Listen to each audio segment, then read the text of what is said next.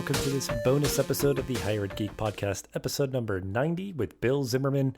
Really appreciate this fun chat, very enlightening, and just a lot of great energy.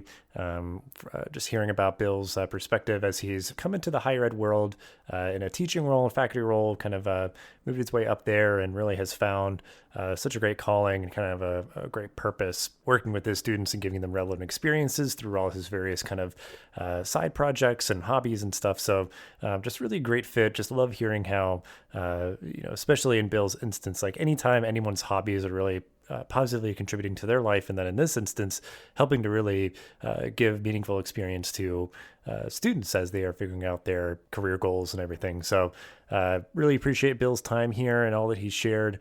And without further ado, this is episode number 90 with Bill Zimmerman.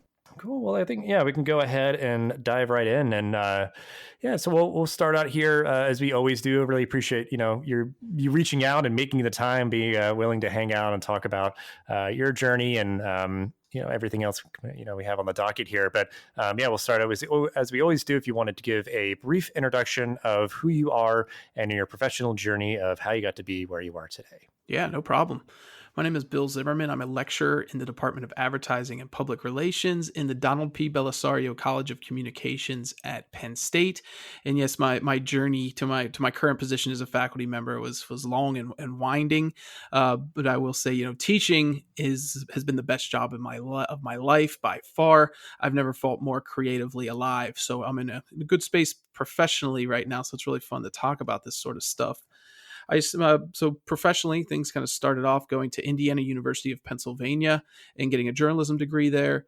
I started after that working at the local newspaper right in that town for about almost 10 years, and then came to Penn State's University Park campus to work in their public relations office, mainly as an editor and writer for the Penn State News website, which was kind of this repository for all news related to the university, including news coming from our campuses across the state. Pretty quickly working at Penn State, this place gets in your blood. You bleed blue and white pretty quickly. You drink the Kool-Aid, whatever you want to call it. I really realized that working at a university was a pretty awesome gig. Being on a nice green campus and just being around so many people trying to better themselves. I love that energy. And one of the things that I did to try to keep that in my life was get a master's degree in higher education.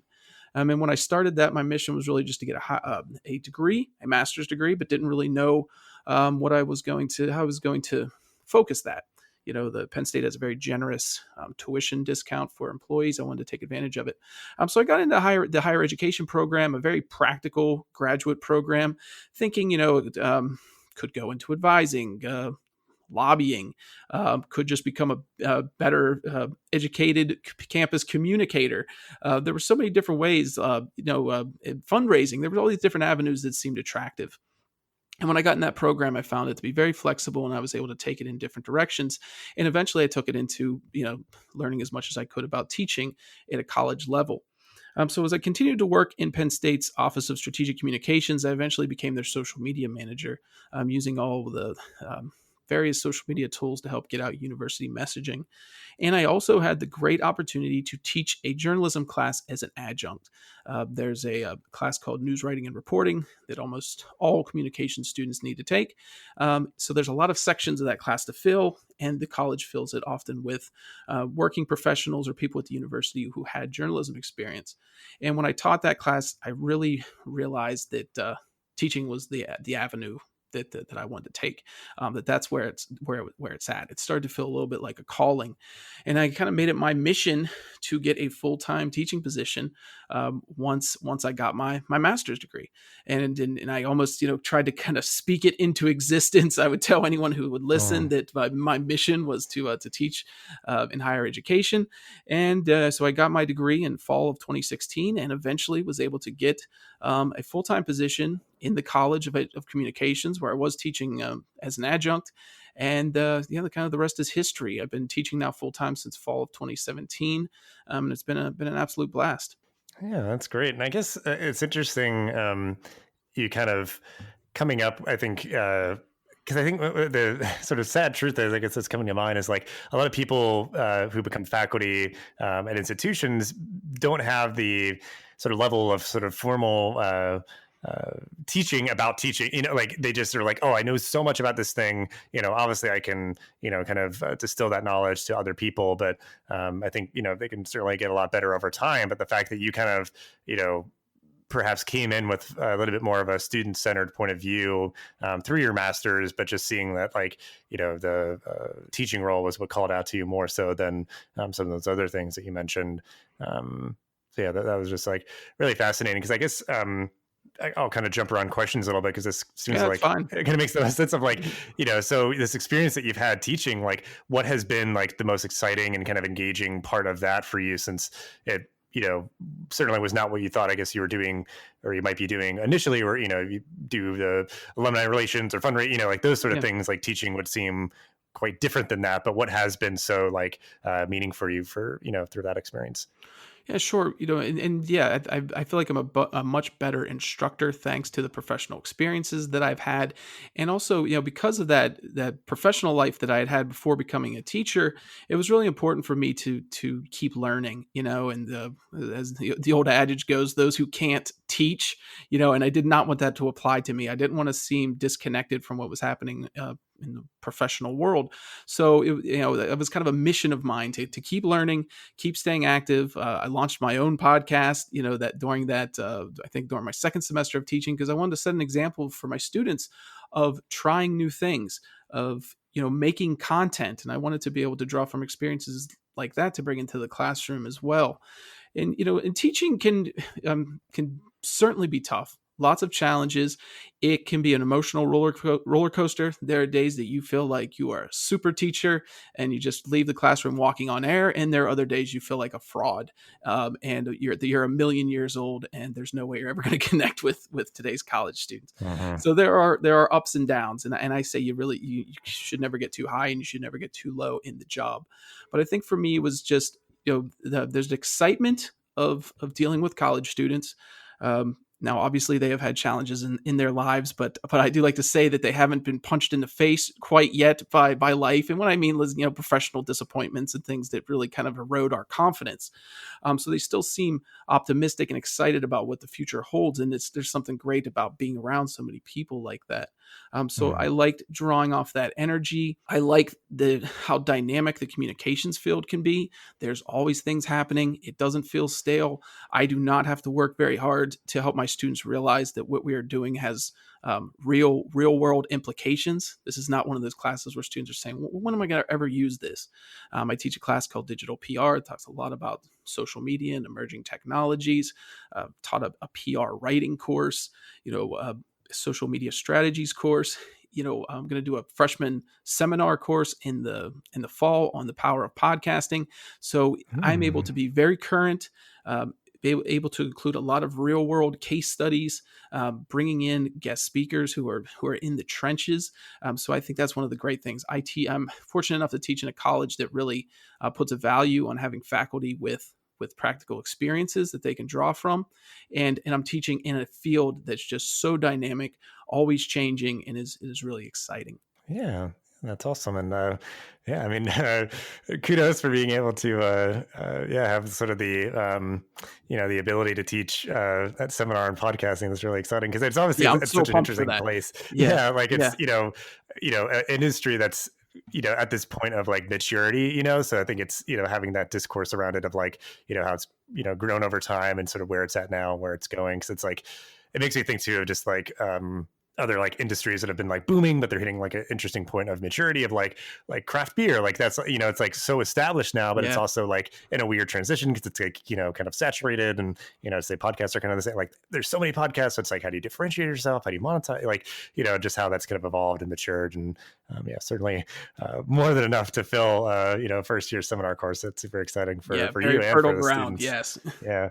Yeah. So I guess then that kind of transitions well to kind of the other question of like sort of your own college experience. And I guess we can kind of expand it to like, your practical professional experience that you're bringing into the classroom, like your experience in journalism and everything. So I guess if you want to talk a little bit more about that, of like any of like sort of the anecdotes that you bring, or just maybe any like professional mentors or connections, like what did your sort of college experience and your sort of experience before you became kind of really invested and enveloped in teaching in the higher ed world, like what do you feel like that still kind of gives you, since like certainly you're teaching about it, but I know some folks it's like, you majored in something as undergrad, but then you kind of pivoted and it's like, yeah, what am I doing with my, history degree or whatever, like it could be perceived as like, not relevant, but I'm guess like what comes to mind for you in terms of like your college experience, early professional experiences, what's still salient to you today? Yeah, sure. In talking about going to undergrad, it's something I look back with mixed feelings sometimes. I went to Indiana University of Pennsylvania. It's a state school and in Western Pennsylvania, about 14,000 students. And for me, where I grew up, if you went to college, you either went to IUP or you went to University of Pittsburgh at Johnstown. Pretty much those were the two. Mm-hmm. And then kind of speaking generalities there, but for the most part. So for me, going to that school was very much kind of a 13th grade experience. And I also commuted my first 2 years. I lived with my parents, and I wish I would have done those things differently. I think I kind of stunted my own personal growth by just living at home for those first 2 years, and I wish I really pushed myself more. And then maybe even pursued a college, out of away from my hometown or out of state or whatever, and even though IUP was a fine school, I do wish that I had pushed myself a little bit more, because I think it would have come out of college with better confidence and more experiences that could kind of shape my worldview and my own confidence in myself and what I could accomplish.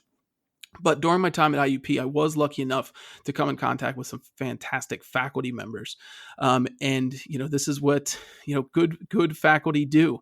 They help students see themselves in ways that maybe they never thought of themselves. And for me, that was faculty members like John Ellerbach, Bernie Ankney, and uh, Randy Jessic, who guys that would say, hey, I could actually see you teaching this someday. And it's like, wow, really, me, and then somebody saying, well, you're going to be something someday. And that sort of thing was amazing to hear, because I was a first generation college student, so I didn't really come to school with brimming with confidence or brimming with optimism about what the future was holding. I just kind of felt like I got good grades in high school, and then what's expected of me is to go to IUP. And so having faculty members who could really start to kind of twist my way of thinking a little bit, and actually getting me thinking about, wow, there's some certain things I could do in the future that could be pretty big. So for me, that was fantastic, and I'm really thankful for that. Although sometimes I do wish I just would have challenged myself in more ways to be more uncomfortable, during those formative years. In my first job as a newspaper reporter, as you can imagine, working at a newspaper starting in 2003, it was not a good time for the news business. It was, very low pay, not very good prospects for advancement, but it was an excellent job in getting me to learn a little about a lot of things. And it also made me a better writer. It made me a morning person. This was an afternoon newspaper, so I was starting at 5:15 a.m. For several Wow. years as the wire editor, looking for wire copy to fill in the gaps in our newspaper. So that made me a person who could get up, be excited to greet the day. That carried over when I came to Penn State, and I would get up at 5:30 and do my graduate school work in the morning before work. So it did help me develop some good habits. And I think I'm really realizing just how important those writing skills were, and just how I still enjoy when an idea comes to sit down and try to write a blog post, putting those skills to writing a good podcast episode description or writing better social media posts. I'm still trying to in my classes stress the importance of good writing. Because yeah, I mean, there's so many, yeah, like avenues like that of just sort of like where you're going to be utilizing it. So certainly still important, even though some folks probably would be like, oh, it's not as important. It's like, no, yeah. I mean, like write a good copy, on a website, on a blog, any of these things, if you're trying to like, especially compel somebody to take some sort of action or, get somebody to make a download of your show and that sort of thing. Definitely very important. Yeah, exactly. And just writing a good memo to your boss. There's so Mm-hmm. much power Mm-hmm. there when if you can do a good job of articulating your idea, then maybe that's you get to try something new because you stated it so well. Yeah. Well, and it's also just like good, I think, for anybody, if you sort of, be really like reflective on your own experience of, acknowledging the positives, but also like knowing like, well, if I were to do it differently, would have tried these other things. Like, 'cause I think you can, I guess just have a very like leveled kind of point of view, when you're talking with somebody about, their options and that sort of thing. Like you'd be like, well, I did it this way and that was like, fine or whatever, like you kind of are sort of, I don't know, you kind of have tunnel vision, but you're at least just like aware enough and reflective enough about your experience to understand like, the way you did it is not the way that everybody else has to do it or, the only way, and those sort of things. So it just feels, yeah, it's always good to kind of reflect in that way. And, Exactly. yeah, recognize all those positives. Yeah. Like, the experience that you did have, not just, because I guess the inverse of that too would be like just like overly focusing on like what you didn't have and kind of just like sitting with that, like it would just sort of like cause like frustration or something. But Yeah, it's so easy to look back and be like, I wish I would have done this. And it's something I've been trying to do more is look back and think, boy, I'm happy I did that, during that time. uh-huh. Or boy, I'm really fortunate that I took this step or I talked to this person. So I'm trying to kind of reframe the way I look back on things. Yeah, and just like make the most of what you have, kind of thing. It's Exactly. definitely a good adage there.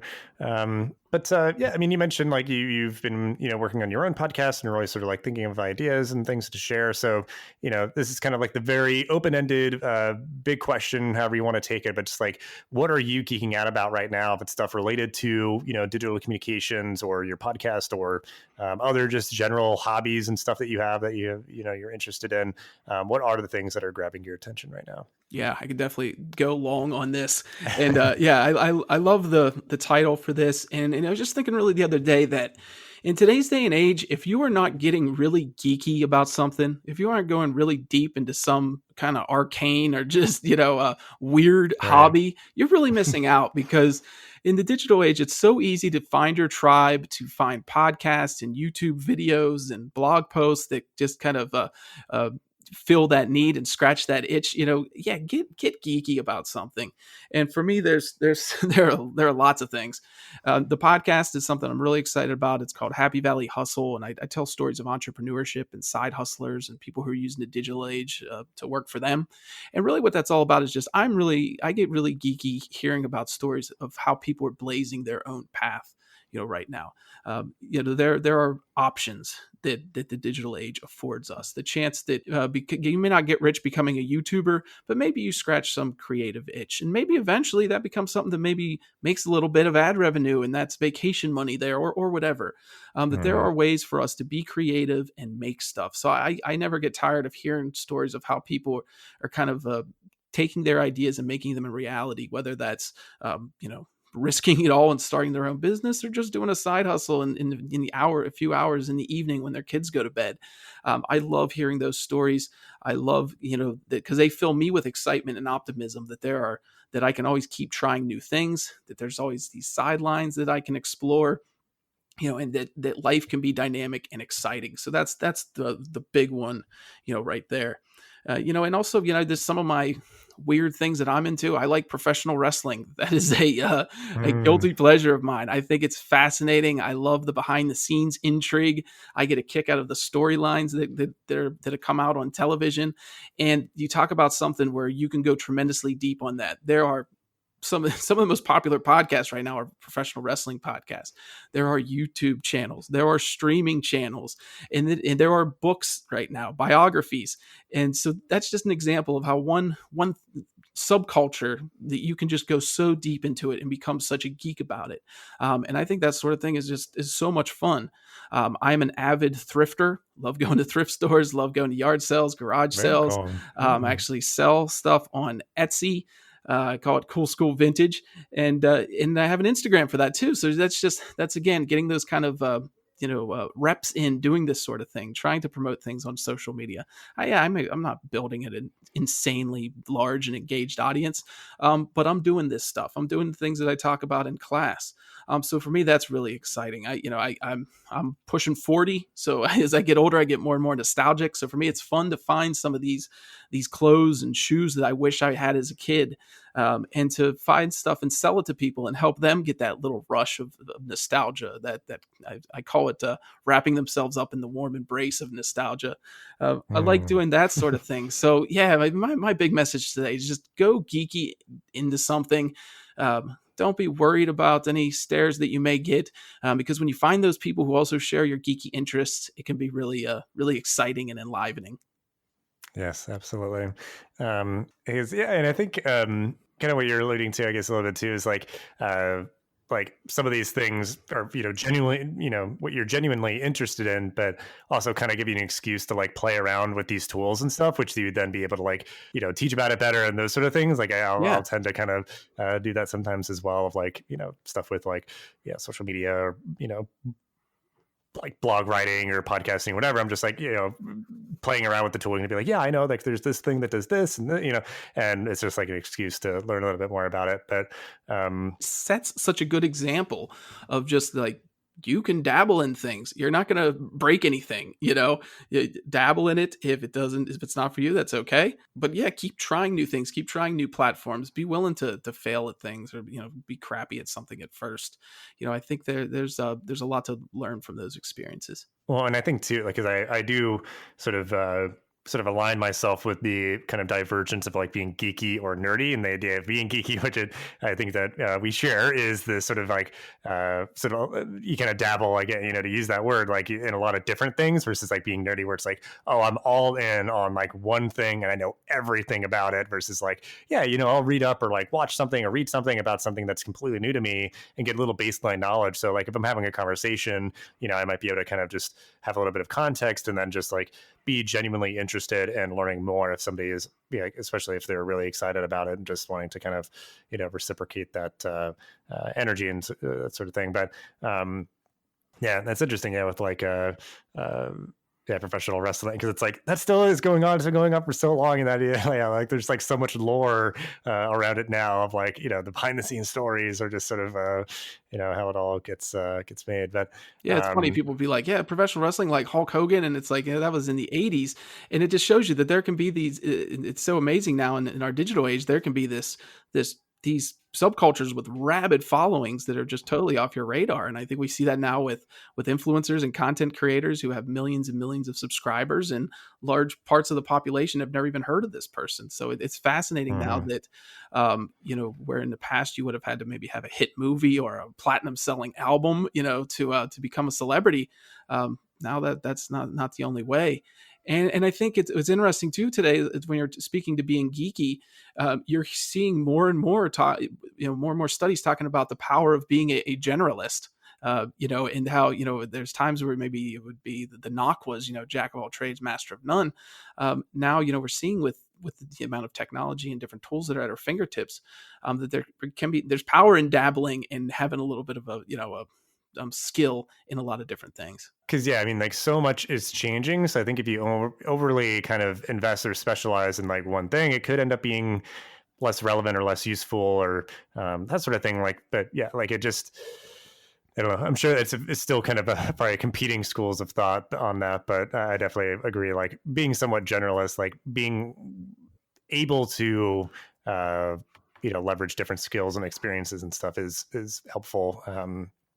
But because I guess like in that, just still talking about kind of your different hobbies and stuff here, like with podcasting, I'm curious because like it's definitely something like I talk to a lot of people about it all the time of like starting their own shows and that sort of thing. And like, there's definitely a way to do it. Like you're talking about with like, your Instagram and Etsy and, if you're jumping on YouTube or something, like you can get into that like pretty, like it's low threshold. Like they certainly want to encourage as many people to create content as possible for the platforms and stuff.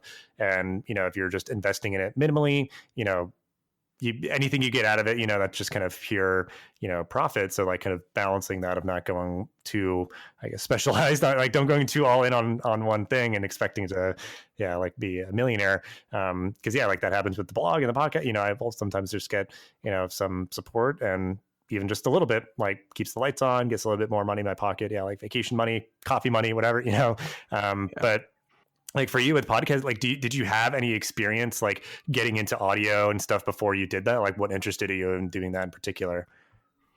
I did college radio a little bit and had fun with that. Had a hip hop show called The Underground that I got to do. That was a good time. But really, what kind of got me into the podcasting was, as a journalist, I enjoyed interviewing people one on one. I'm not a social butterfly. I'm not great in group conversations, but I feel like if you sit me down with someone, I can establish a rapport pretty quickly. So I felt like a podcast was a way to continue that. So that's what really drew me to doing a podcast. And there's a lot of power in doing it. And I tell anyone that's kind of thinking about this is you may have to recalibrate your idea of what success is. I think on the surface level, we think it's going to be getting an incredible, building a big listenership, maybe getting, sponsorship opportunities. And if you measure success in podcasting in those two ways, you're probably going to be disappointed pretty quickly, be demoralized. And, I've been doing this for 2.5 years now, and I'm still, I still take blows to my ego when a show doesn't get as many listens as I think it should, or when a guest doesn't share an appearance on their own social media platforms.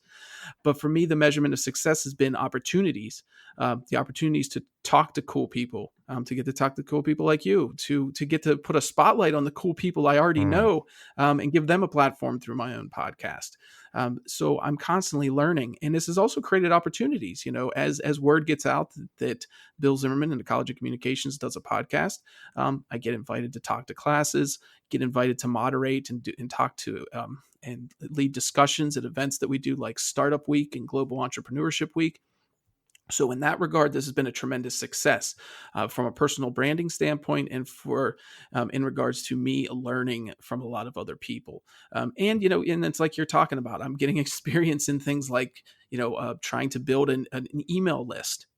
Maybe that becomes an email marketing list in the future. If I think of selling some sort of course or, ebook or something like that. So I'm getting experience doing that sort of thing. I'm promoting these episodes through various social media platforms. I'm getting a working knowledge of, some audio editing platforms and that sort of thing. So yeah, I think just like anyone who wants to set out and be a content creator, think more broadly about what is meant by success. Absolutely. Because I think like you have to have that compelling reason that you're doing it for yourself to kind of fall in love with the process and keep doing, because if you are like chasing, dollar signs and all that, like purely like that is the only thing that you care about out of doing some sort of content creation, then, you're going to hit those frustrating points and just be like, oh, what's the point? I'm just going to, give it up. But yeah, it's like, similarly, yeah, it's like I just love having good conversations. It builds my conversational skills, and I learn something from the episodes, so I know other people do. And just like, putting yourself out there, distinguishing yourself, because like, nowadays it's like at least probably like once a month or something, someone's just like, hey, like, can I ask you a question about podcasting or whatever? Just these random people who like find me on LinkedIn or somewhere. So it's just really nice that like I can give other people the benefit of my experience and knowledge to help them on this journey of, putting themselves out there and that sort of thing. And so really interesting. Great message there. Contact content creators. They are happy to talk about this sort of thing. And like you said, it's very gratifying when somebody asks for my advice on something. Had several, sit down, over coffee talking about this sort of thing. I just emailed Jordan Harbinger the other day, a very popular podcaster, and he got back to me, and I was like, this is amazing. Just asking him a question about something. And so yeah, if you have content creators that you really like, you enjoy their stuff, reach out to them, tell them how much you appreciate it, and ask them questions. I'm sure they will help you out, because they have all dealt with those frustrations that you're probably dealing with. Mm-hmm. Yeah, I mean, those have been like cool moments of like the reach guests that I've had on my show, and like I feel like, yeah, it's like just 30 minutes of someone time, to record. Like it's a pretty easy ask, like it's not a whole lot of their time, and if you yeah, just doing the right way, and that that can just be something you kind of get better at over time. But yeah, those have been some pretty cool moments. But so I guess then, I think you've kind of alluded to some of the things that, that you've kind of been maybe like listening to and all that, but always just like hearing from people, sort of the quote unquote, maybe like homework afterwards, some recommended listening and, reading and all that kind of good stuff. So anything that you'd want to give a tip of the hat to that you are reading, watching, listening to that we can put down in the show notes. Yeah, I'm gonna approach this with the same kind of split that I do with my personal reading. I usually have one book that's professionally focused, self-help, business, that sort of thing, and another one that's more for strictly enjoyment. So I'll start up with the more professionally focused ones. I'm a big fan of Donald Miller, who created this kind of the story brand empire of his. He has a really great podcast, Building a Story Brand, and also I just read the book that he had written a few years back on that, and he's just he makes slogan is marketing made simple, and I just really like his vibe. It's something that any entrepreneur or someone trying to establish their personal brand can grasp. The idea, is that in the customer story, you are not the hero, you are the guide, allowing them to be the hero. So it's really kind of a new way of thinking about advertising, marketing, public relations. So his stuff really, really connects with me. So and I see my summers for me is about being a student. So, I'm reading his stuff. I'm listening to his podcasts. I'm reading all the books I can find about social media marketing, about podcasting. So that's really kind of where my mind is at there. And when it comes to escapism, professional wrestling, going back to that, reading biographies, you wouldn't imagine the crazy lives that these wrestlers have lived. And along with that, Vice just had a fantastic documentary series called Dark Side of the Ring that just wrapped up recently. That was just fantastic. And I will say, you do not have to be a professional wrestling wacko like me to enjoy it. And I'm also a big fan of this podcast called Crime in Sports, that's led by two comedians out of Arizona, telling stories of criminal athletes. It's just another just really fun listen. So my advice to everyone, have some balance there, because you don't want to always be living in that space of taking others' advice and assuming that there's all these things that you have to fix about yourself. So I think it's nice to keep improving, but also, please take a break from it sometimes. Yeah. Yeah, absolutely.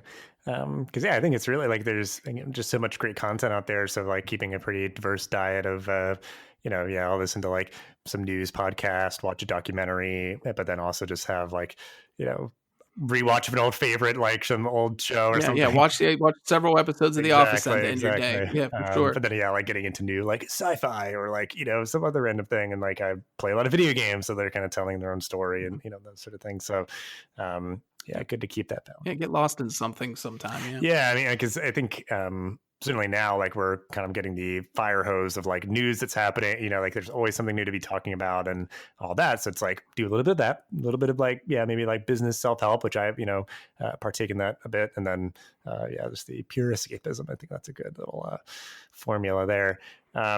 But as we wrap up, I mean, I always like to end things on an optimistic note. Certainly we could use a little bit of that right now, of just like what you're optimistic about for yourself, like your job, life, and or the world, kind of however you want to take this, of what you're looking forward to that you'd want to share. Yeah, and I think one thing is right now it's trying to be okay with kind of feeling both a mix of optimism and dread right now about things, and I think that's I think we're all kind of going back and forth there.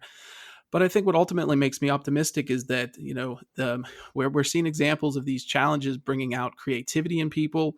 And my hope is that, the conversations we're having will bring more equitable, systems out there. So my hope is that, we're seeing more and more people finding their voice, and especially younger people. And I think, that means that they're going to be probably more confident and more effective working professionals. I think there's a lot of power in that. And I think it's just so exciting to just keep seeing the content creation opportunities, the things that people can do to launch side hustles, to just be a little, that we can introduce entrepreneurship in our lives in just tiny bits. And just how exciting and empowering it can be doing that. So, technology will continue to come out and give us opportunities. I think is super exciting. My students, make me hopeful. They're doing a lot of cool things. They've done, have overcome challenges. They have the right attitude. And they're incredibly ambitious. In my day, it was great if you did an internship, before your senior year, and now students are doing internships, practically every summer. So their grind is really inspiring. And I was thinking the other day, if I'm not jealous of my students' jobs and internships, then I'm doing something wrong. And I'm constantly jealous of the opportunities that they're getting in the professional world, the big jobs that I, with big media companies and stuff that I would have loved to have gotten out of college, but didn't really know how to get there. So the students, the vision that they're showing at this age is very exciting too. Students who know exactly, I want to work for this company, and I'm going to get this internship and do this, and I'm going to talk to this person, and I'm going to make it happen.